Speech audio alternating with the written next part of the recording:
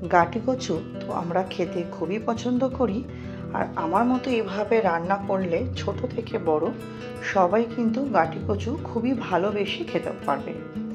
নমস্কার বন্ধুরা, ঘরোয়া রান্না বাই চৈতালিতে সবাইকে স্বাগত জানাই। সবাই কেমন আছেন? আশা করছি ভালো আছেন। আমি বেশ একটু বড় বড় দেখে গাঁটি কচু নিয়ে চলে এসেছি। প্রথমে আমি গাঁটি কচুগুলো একটা পিলারের সাহায্যে গাঁটি কচুর গায়ের খোলাগুলো ছাড়িয়ে নেব। বন্ধুরা, গাঁটি কচু এইভাবে রান্না করে খেলে আমি গ্যারেন্টি দিচ্ছি আপনাদের সবারই খুবই পছন্দ হবে। দেখুন, আমার খোলাগুলো ছাড়ানো হয়ে গেছে। এবার গাঁটি কচুগুলো আমি পিস করে নেব। যেগুলো একটু বেশি বড় সেগুলো মাঝখান দিয়ে কেটে আমি আবার অর্ধেক করে নিচ্ছি, ঠিক এইভাবে। আর যেগুলো সাইজ একটু ছোট সেগুলো আমি মাঝখান দিয়ে কেটে নিচ্ছি। আপনারা অবশ্যই আপনাদের পছন্দ মতো শেপে কেটে নেবেন। আমি এভাবে কেটেছি বলে আপনারাও এভাবে কাটবেন এমন নয়। প্রত্যেকটা গাঁটি কচু আমি কেটে ফিরে আসছি। দেখুন, গাঁটি কচুগুলো কাটা হয়ে গেছে। তার সাথে আমি দুটো আলু একই রকম সাইজ করে কেটে নিয়েছি। এবার কড়াইতে আমি বসিয়ে দিয়ে তেল দিয়ে দিলাম। তেলটা গরম হলে দিয়ে দিলাম একটু হলুদটা দিয়ে আমি আলুগুলো ভাজা ভাজা করে নেবো। আলুটা ভাজার সময় অল্প একটুখানি নুন দিয়ে আলুগুলো বেশ লালচে লালচে করে ভাজা ভাজা করে নেবো। লক্ষ্য রাখতে হবে যাতে আলুগুলো পুড়ে না যায়। আলুটা আপনাদের প্রয়োজন অনুযায়ী দেবেন। গাঁটি কচু যেরকম থাকবে সেই অনুযায়ী আপনি আলুটা দেবেন। আলুগুলো দেখুন বেশ লালচে লালচে করে আমার ভাজা হয়ে গেছে। এবার আলুগুলো আমি তুলে একটা পাত্রের মধ্যে রেখে দেবো।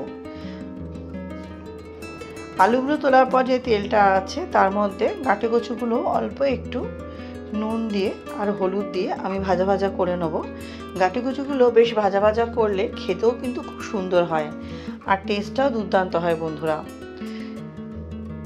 গাঁটি কচুগুলো আমি ভাজা ভাজা করে নিচ্ছি। নতুন বন্ধু যারা আমার চ্যানেলে নতুন, ভিডিওটি প্রথম দেখছেন, আমার রেসিপিগুলো যদি আপনাদের সামান্য হলেও ভালো লেগে থাকে চ্যানেলটা সাবস্ক্রাইব করে পাশে থাকা অনুরোধ রইল। পাশে থাকা বেল আইকনটি প্রেস করে অল নোটিফিকেশানটা অন করে নেবেন নতুন নতুন রেসিপির আপডেট পেতে।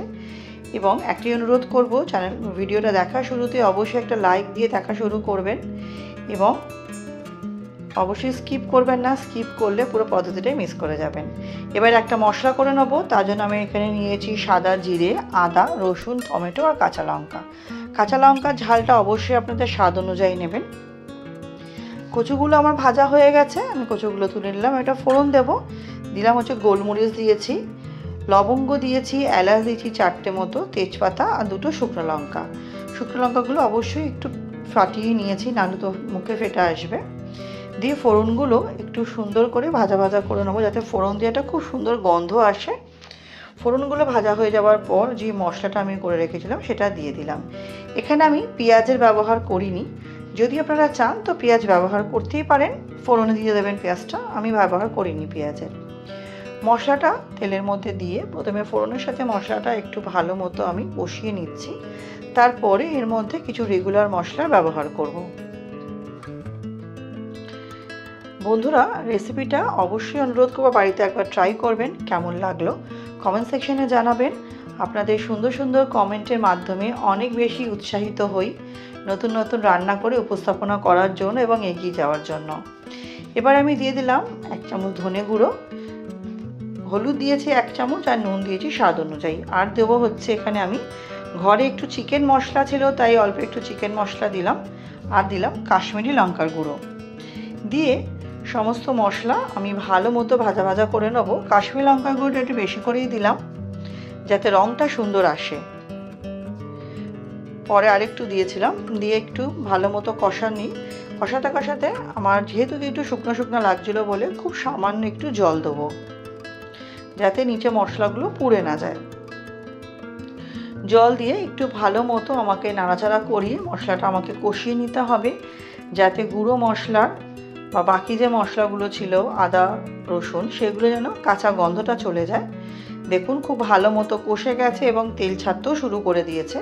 আর তো কিছুক্ষণ নাড়াচাড়া করে আমি আলু এবং গাঁটি কচুটা দিয়ে দিলাম। দিয়ে গাঁটি কচুর সাথে আলুর সাথে মশলাটা খুব ভালো মতো সময় নিয়ে আমাকে কষিয়ে নিতে হবে। কষাতে কষাতেই দেখবো গাঁটি কচু অনেকটা সেদ্ধ হয়ে গেছে। তাও একবার খুন্তি দিয়ে দেখে নেব।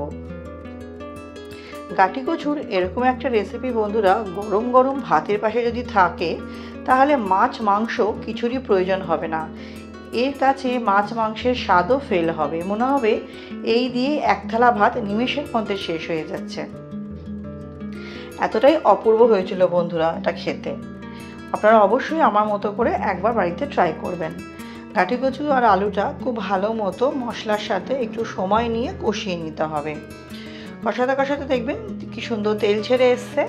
তারপরেও আমি খুন্তি দিয়ে একটু ভালো মতো নাড়িয়ে চাড়িয়ে নেব। তারপরে এর মধ্যে প্রয়োজন অনুযায়ী জল দেবো, কারণ গাটি কচুটা সেদ্ধ হওয়ার ব্যাপার আছে। তাই আমি খুব একটা বেশি জল দেবো না, যেহেতু আমি এটা গামাখা গামাখা রাখবো, খুব একটা ঝোল ঝোল রাখবো না। তাই আমি এর মধ্যে খুবই সামান্য জল দেবো। তার আগে খুব ভালো মতো কষিয়ে নিতে হবে বন্ধুরা। আমি আবারও এর মধ্যে অল্প একটুখানি জল দিলাম, অল্প অল্প করেই জলটা দেবো। অল্প একটু জল দিয়ে আমি এটাকে আবার একটু কষাবো। আমি এটাকে মিনিট 5 মতো ঢেকে রাখছি, আবার ঢাকনা খুলে কষাচ্ছি। এরকমভাবেই অবশ্যই গ্যাসের ফ্লেমটা সিম করে দেবেন। এরকমভাবে ঢাকা দিয়ে দিয়ে রান্নাটা করতে হবে, এতে টেস্টটাও দুর্দান্ত আসবে এবং গাটি কচুগুলো খুব সুন্দরভাবে সেদ্ধ হয়ে যাবে।